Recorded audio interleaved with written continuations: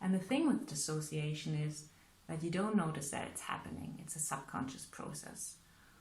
So if you don't feel anything, you might think everything's okay, right?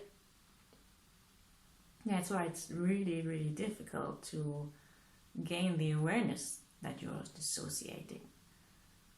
Because the whole point of dissociation is to survive. So basically to make everything okay, to pretend that everything's okay, because you need to keep going. So it really is about observing yourself, paying attention, and asking yourself,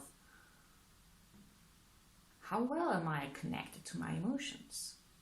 To all the kinds of different emotions that humans experience. How well am I connected to my anger? Do I get angry enough, or do I get angry all of the time? What is the reason for that? How well am I connected to sadness, or fear, or joy, or love? Those are really good questions. And well, then the tricky thing is to observe yourself. And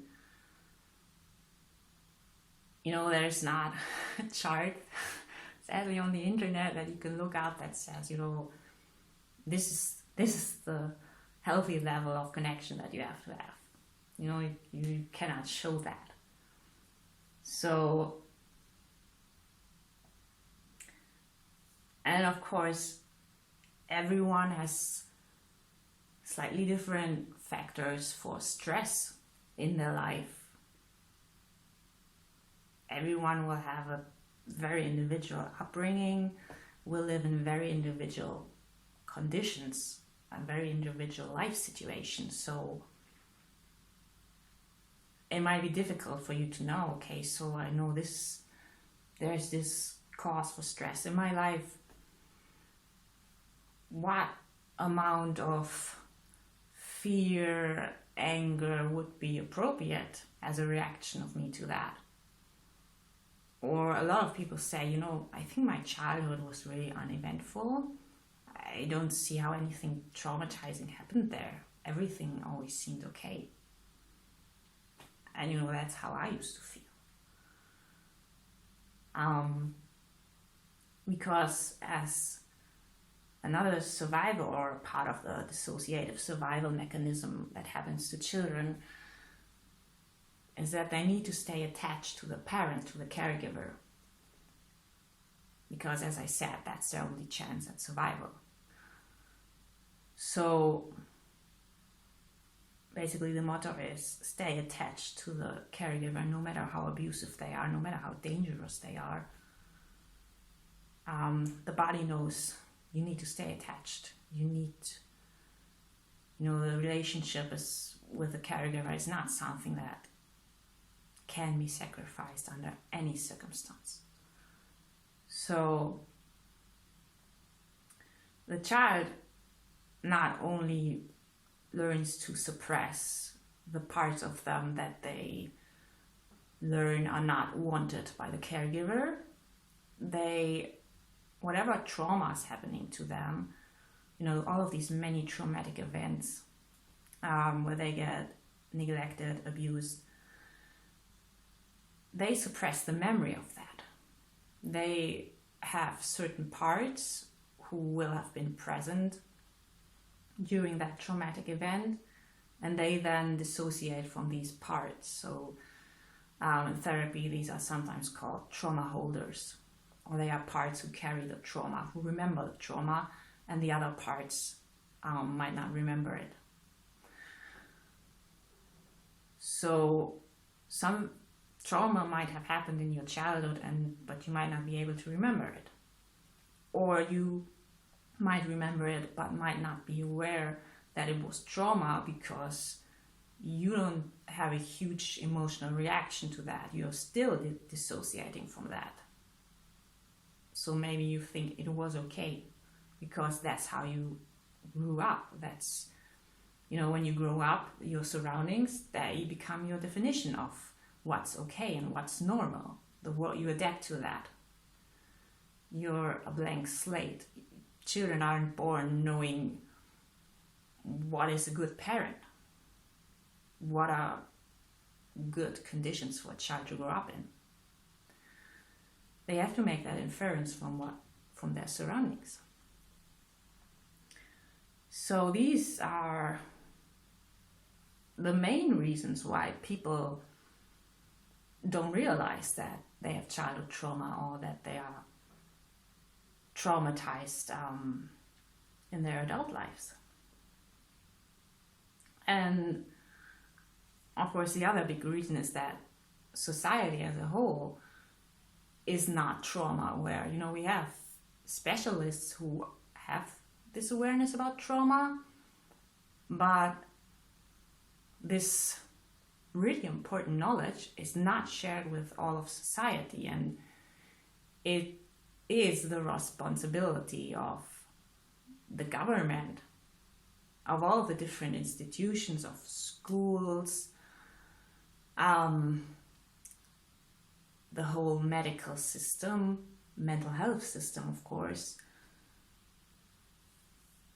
All the different institutions of society should be trauma informed. You know, universities, not just those that work with children, but also wherever people come together and interact with one another. Universities, all the workplaces should be trauma informed. Everyone should be trauma informed, right? And it's a responsibility of society, of the government, to ensure that people are safe living in whichever country it is, that they get adequate help when they need help. You know, just as it is the responsibility of a caregiver to protect the child and to fulfill their needs, that's the same responsibility as of society, and society is abusive. So these are like the two reinforcing reasons why so many people don't know that they're traumatized. Most people don't know that they're traumatized.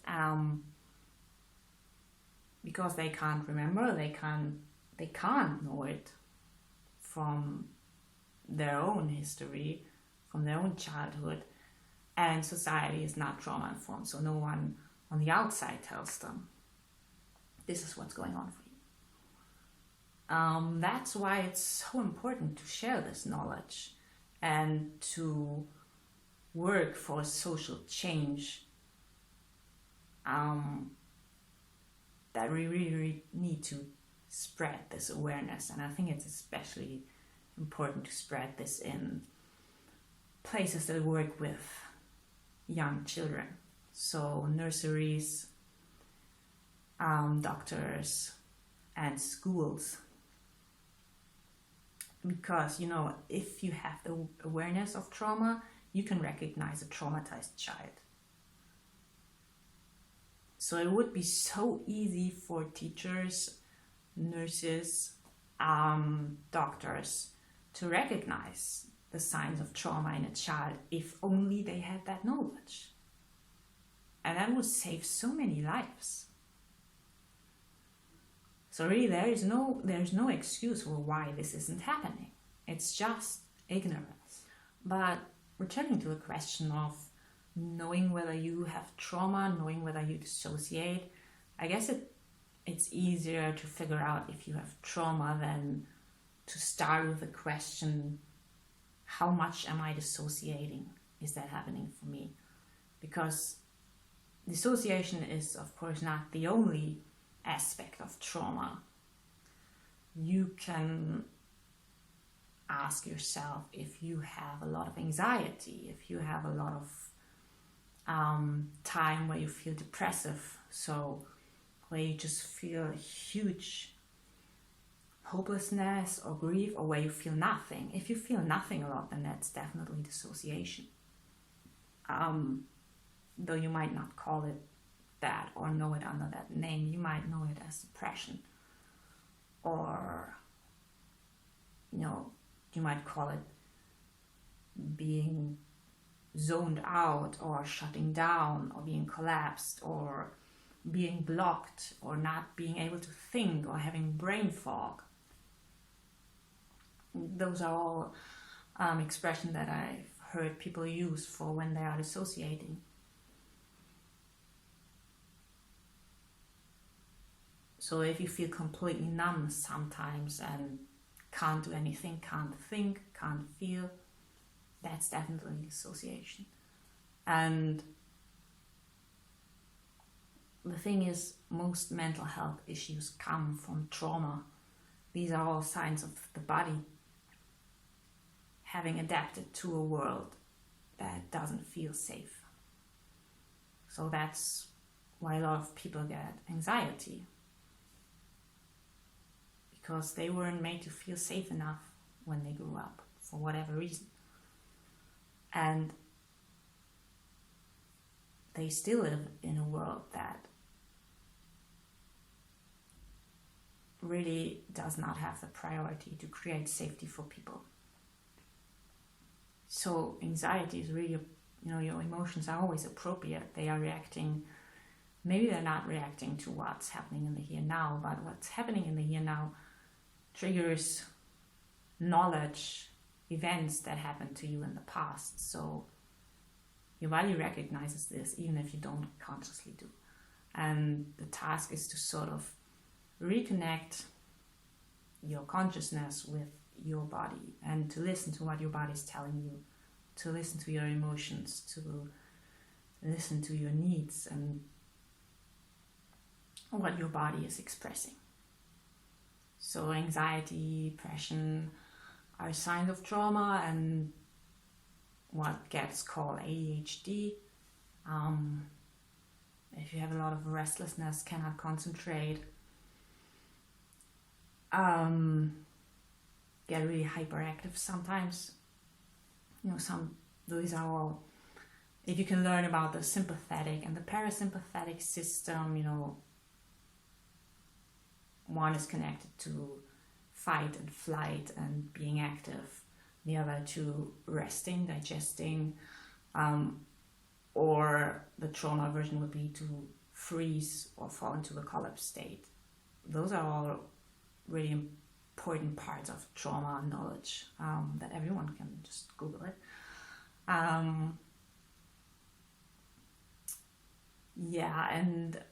all of these other disorders like being bipolar or borderline, they are just different names for complex trauma. Having mood swings, having difficulties in relationship, having difficulty to relate to other people. Your attachment style, that's another thing that's a good thing to know. What is your attachment style? Are you avoidant? Are you dependent? Or are you a mixture of both, which is what people with complex trauma usually have. They have a mixture of both, because you can have parts that are avoidant and you can have parts that are dependent, which is what happens to me too. And that then gets called a chaotic attachment style. You can look that up.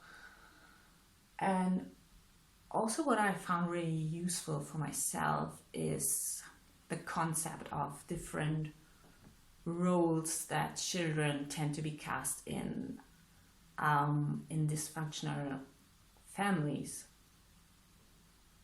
Because there's really a pattern, there's a small number of different kinds of roles that children usually get cast into by the unhealthy conditions of their upbringing.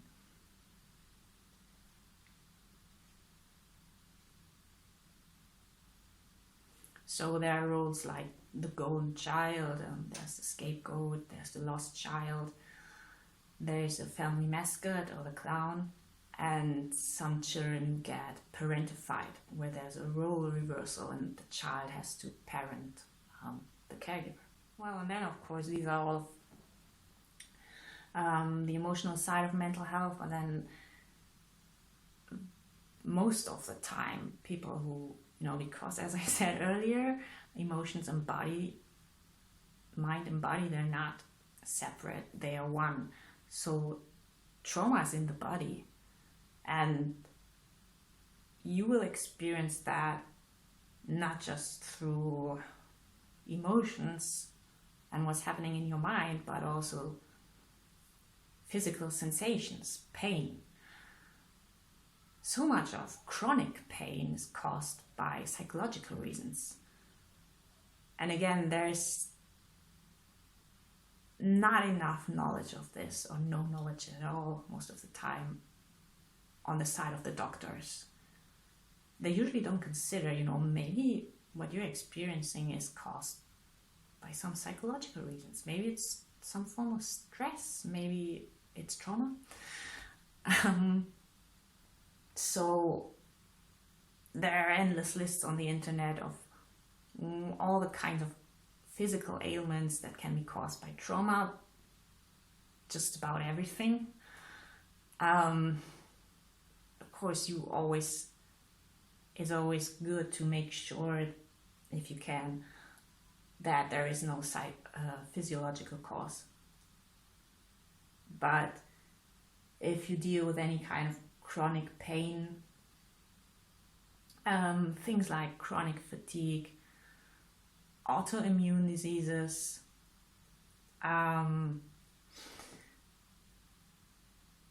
your blood pressure, your skin diseases, problems with your ear, tinnitus, something that happens a lot apparently to people who have dissociative identity, headaches,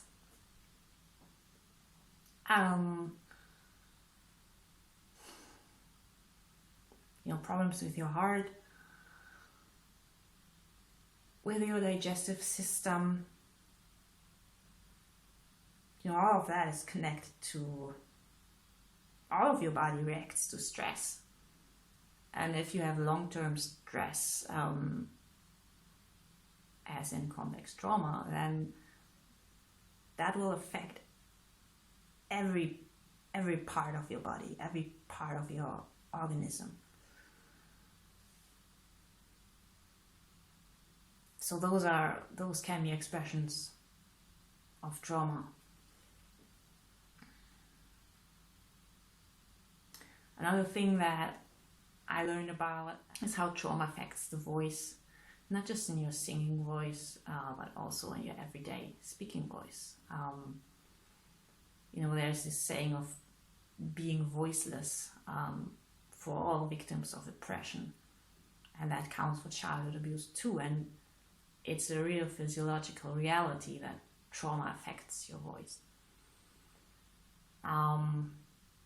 There's a lot that you can read from a person's body language, the posture.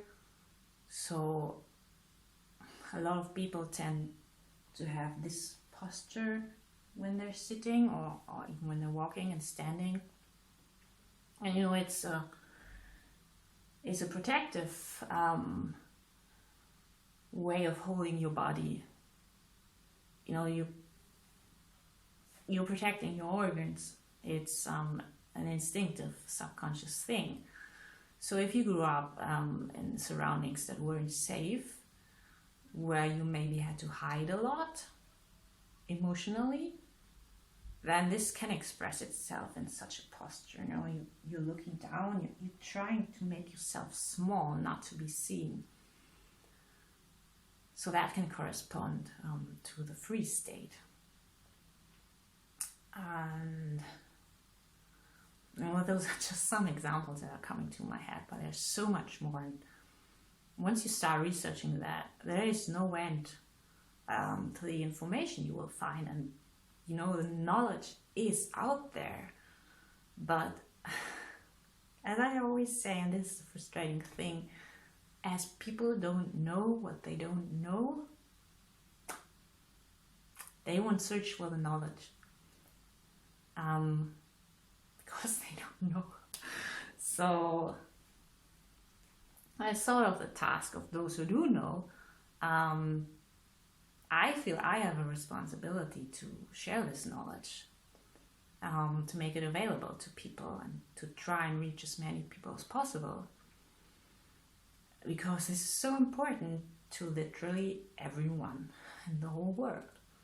And this is basically what is wrong with our world. This is, in the end, the reason for everything that's going wrong in our world. The reason is trauma. Because, it's traumatized people who become abusers. An abuser is always a former victim of abuse that happened to them.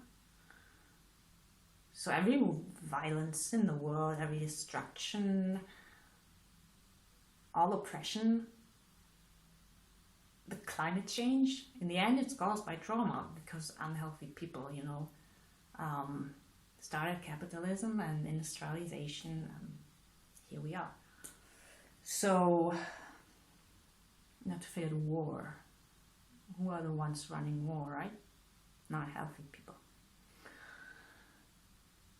So yeah, I hope you could gain some useful information and will be inspired to search for more and do your own research. See you next time. Bye.